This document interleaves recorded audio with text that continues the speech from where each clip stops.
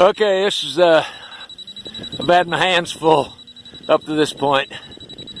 Got a camera in my right hand, transmitter in my left, working the throttle and the rudder, and I'm now I can talk now because I got it under control. And just coming out trying the new skis that I built.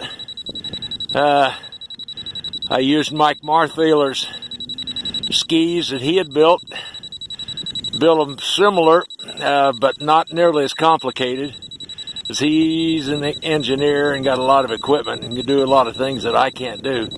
So what I had to do, I'll bring it in here because my hands are just getting colder and can't hardly stand it. Anyhow, what I had to do was I put dowel rods.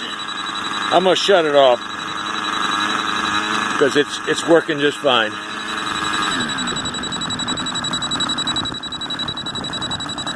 I got the cut button pushed.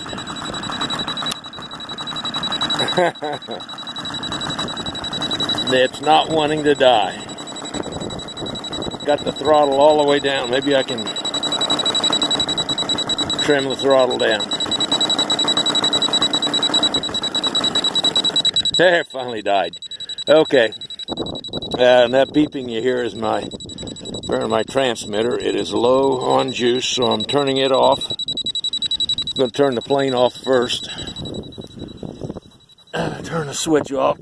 I can get around here where I can see it. Okay, plane's off. Transmitter's off. Okay, like I said, I built the skis that are exactly the same size as Mike's, and I used springs at the front like he did, and small cables at the back. But I did have to. His are mounted directly to the landing gear. After he took the wheels off. But he built he had a lot of metal work in the skis that he created. And again, like I said, I don't have the machines or the knowledge or where I can do that. So what I had to come up with something a little different, and that was I've got on the skis. You can see the strip where the axle comes out.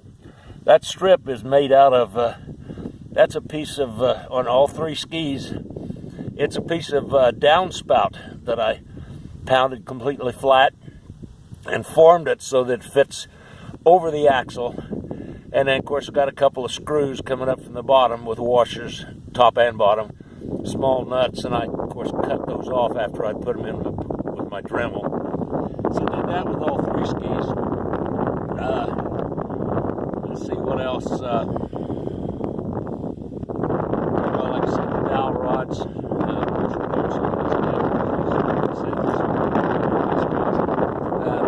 The other day, New Year's Day, we were out here in a freeze fly, and I did a taxi of it over near the shelter where we were having a chili.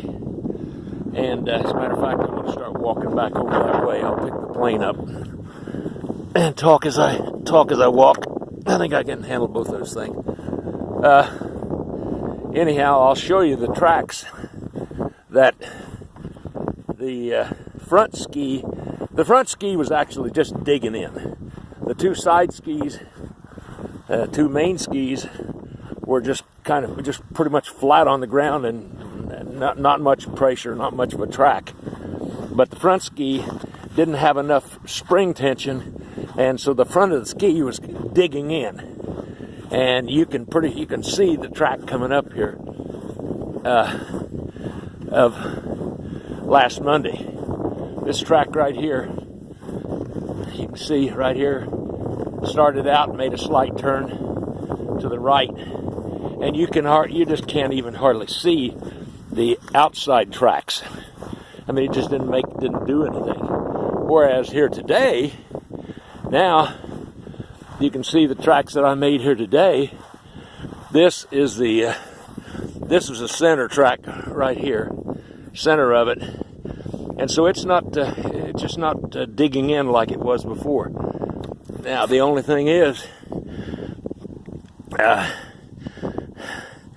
the prop, the motor is causing, of course, downforce, because it's got a slight angle down, and it's causing a little downforce. So, with the two back skis dragging just a little bit because of the friction, even though there is snow, it's still friction. And they were dragging just enough that when the motor, you give it more power, then the front